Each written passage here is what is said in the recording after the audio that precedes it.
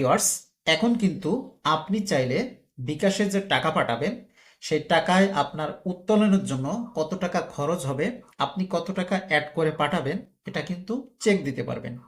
ইদানিং বিকাশ কিন্তু এই অপশনটাকে অ্যাড করছে, যার কারণে এটা খুব সহজেই আপনার জাস্ট যে কয় টাকা খরচ সেটা আপনি পাঠিয়ে দিতে পারবেন আপনার টাকার সাথে খরচটাও অ্যাড করে।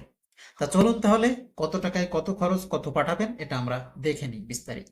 প্রথমেই আমরা চলে যাব আমাদের বিকাশ অ্যাকাউন্টে।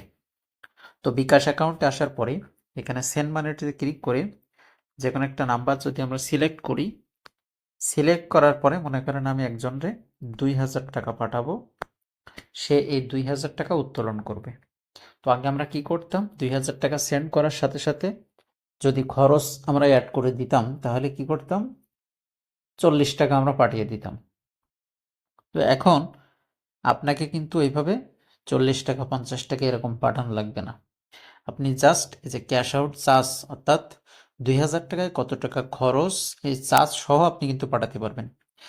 এটা অ্যাড করার জন্য জাস্ট এই যে অপশানটা এটা অন করে দেবেন। দেখেন 2000 টাকায় আপনার জাস্ট 2037 টাকা, অর্থাৎ এক্স্যাক্ট আপনি কত টাকা পাঠাবেন সেই এক্স্যাক্ট ব্যালেন্সটা কিন্তু এখানে দেখাচ্ছে।